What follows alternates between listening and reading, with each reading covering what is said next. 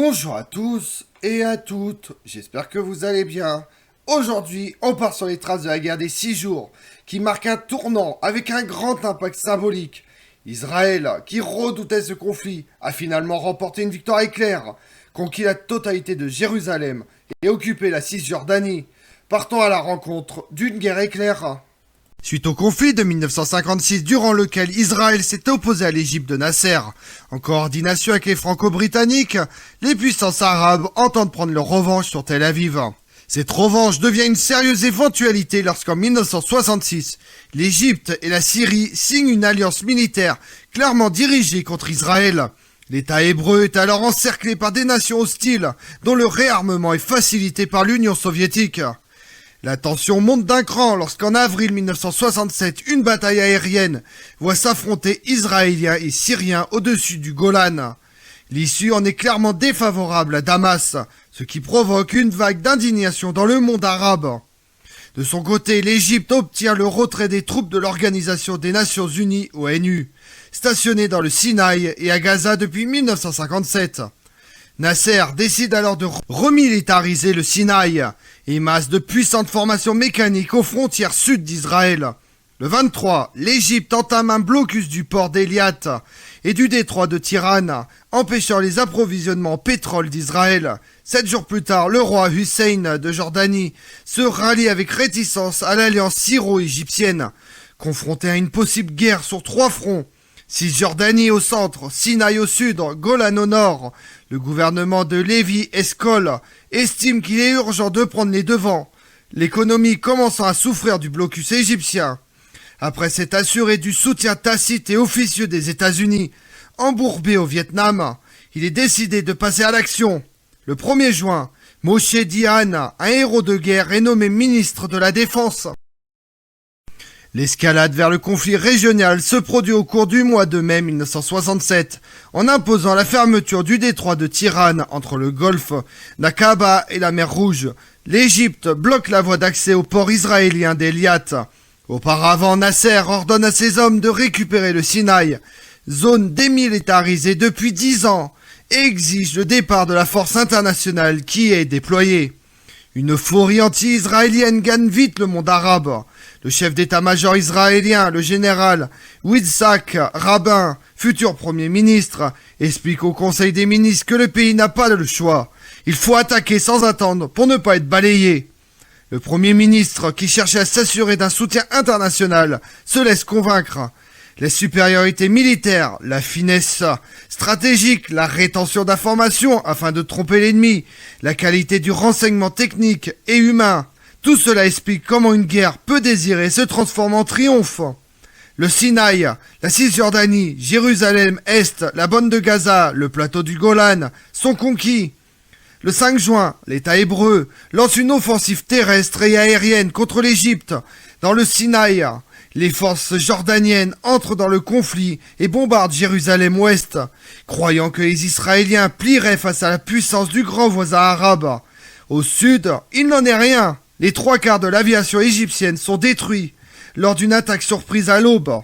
Le 6 juin, l'armée israélienne encercle Jérusalem-Est avant de pénétrer dans la vieille ville le lendemain, avec une facilité déconcertante. La seule bataille véritable contre les soldats jordaniens a lieu sur la colline des munitions. L'armée s'empare aussi de la Cisjordanie et avance jusqu'au Jourdain, puis elle prend le plateau du Golan à la Syrie. Au nord, après une seule journée de combat lourd, les Syriens s'enfuient, abandonnent une grande partie de leur équipement. Le 10 juin, à 6 heures du soir, un cessez-le-feu général est proclamé. La victoire israélienne est totale. Les gains de territoire spectaculaires, les pertes humaines faibles, environ 800 hommes. Dans l'euphorie de ce mois de juin 1967, les Israéliens obtiennent un gain inestimable d'un point de vue religieux, culturel, politique, psychologique. Ils se saisissent de l'ensemble de Jérusalem. Un miracle au vu de l'histoire. La ville est coupée en deux depuis la guerre de 1948 et la proclamation de l'État d'Israël. En 1947, pourtant, le plan de partage mis en avant par l'ONU avait proposé un statut international pour la cité. Mais depuis, la partie ouest se trouve sous contrôle israélien, où se concentrent les lieux de pouvoir comme le Parlement et les ministères. La partie est, avec la vieille ville et les sites sacrés aux mains des Jordaniens. La délimitation est la ligne verte de cessez-le-feu, lorsque le ministre de la Défense, le général Moshe Dayan, au célèbre bandeau noir sur l'œil gauche, et Yitzhak Rabin lance la conquête de la partie est de Jérusalem. Ils agissent essentiellement de leur propre initiative, avec une facilité déconcertante et sans stratégie claire validée par l'autorité politique. Leurs troupes pénètrent dans les ruelles de la vieille ville. La séparation entre Est et Ouest tombe. Le 6 juin, en Conseil des ministres, Maneham Bigan, qui sera chef du gouvernement 10 ans plus tard, est le plus ardent partisan de cette opération. Il pense aussi à la sémantique, aux réactions internationales probables. Nous employons constamment le mot « conquérir ». C'est correct du point de vue militaire, mais je dirais que la ville est libérée. Si cela pose problème, on peut dire que la vieille ville de Jérusalem, la cité de David, se trouve entre les mains des forces armées. Les images de soldats touchant le mur des lamentations, où aucun juif n'avait prié depuis 1948, vont devenir iconiques. Le 10 juin, les quelques 600 habitants du quartier des Maghrébins, situés en face même du mur, se voient signifier leur expulsion. L'esplanade va être rasée, plus de maisons arabes. De rares photos témoignent encore de ce que fut ce quartier à l'époque. Le 18 juin, Israël annexe 71 km² à l'est, avant d'y étendre sa législation à la fin du mois. Jérusalem est réunifiée. Le ministre de la Défense israélien, Moshe Dayan, au vu de la facilité qu'avaient ses troupes au Sinaï, rappelle des forces à Jérusalem. L'aviation israélienne détruit celle de la Jordanie, tandis que les parachutistes israéliens encerclent puis prennent le contrôle de tout Jérusalem et de toute la rive occidentale du Jourdain le mercredi 7 juin. Jusqu'au vendredi 9 juin, les combats sur la frontière syro-israélienne sont limités à des bombardements syriens. Mais le 9 juin, après avoir intercepté un télégramme qui le convainc que les soviétiques n'ont pas l'intention d'intervenir, Moshe Dayan décide de lancer l'armée israélienne à la conquête du plateau de Golan. Ce plateau représente une hauteur stratégique importante pour Israël.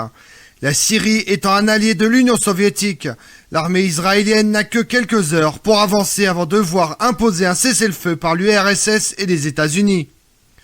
Les combats du 9 juin donnent des résultats mitigés. Les Syriens perdent en fin d'après-midi leur position avancée, mais la pénétration israélienne reste limitée. Le 10 juin, l'état-major syrien, craignant un mouvement de contournement israélien à travers la plaine de la Beïka, au Liban, ordonne le retrait de ses troupes de Golan pour construire une ligne de défense autour de Damas. L'armée israélienne s'engouffre alors dans l'espace libéré et la confusion s'installe côté syrien, où l'on voit par exemple la radio annoncer vers 8h45 du matin la chute de Quneitra, alors que les premières troupes israéliennes n'atteindront la ville que dans l'après-midi. Face à l'évolution de la situation, Léonid Brejnev, dirigeant de l'Union soviétique, menace les États-Unis d'intervenir militairement de façon directe, et les deux superpuissances imposent un cessez-le-feu à la Syrie et à Israël, qui prendra effet le samedi 10 juin au soir, mettant fin à la guerre des 6 jours. Durant les combats, les Syriens perdent 2500 tués, 5000 blessés, 591 prisonniers. Les Israéliens ont perdu 127 tués et 600 blessés. Et pendant ce temps-là dans le monde, le 13 janvier 1967, c'est le coup d'état du colonel Indama au Togo. Le 21 avril, la découverte de diamants au Botswana. Le 21 avril 1967, c'est le coup d'état militaire et la prise de pouvoir par les colonels en Grèce, et qui prendra fin en 1974. Ils abolissent la Constitution et suppriment des libertés individuelles. Le 24 juillet, c'est le discours de Général de Gaulle en visite officielle à Montréal depuis le balcon de l'Hôtel de Ville. Vive le Québec libre! Le 9 octobre 1967, c'est la mort de Che Guevara. Comme on l'a vu, le 5 juin 1967, Israël attaque l'Égypte. À la suite d'une guerre éclair de 6 jours, l'État hébreu occupe le Sinaï, le Golan, la Cisjordanie, Gaza et Jérusalem-Est. Je vous remercie d'avoir suivi cette vidéo en ma compagnie. Si vous voulez connaître mes autres vidéos, retrouvez-moi chaque matin à partir de 6h45 sur ma chaîne YouTube Tout sur l'Histoire avec Damien, mais également sur les réseaux sociaux, Twitter et Instagram, Histoire Damien. Et pensez à liker, commenter et vous abonner. Je vous remercie à tous.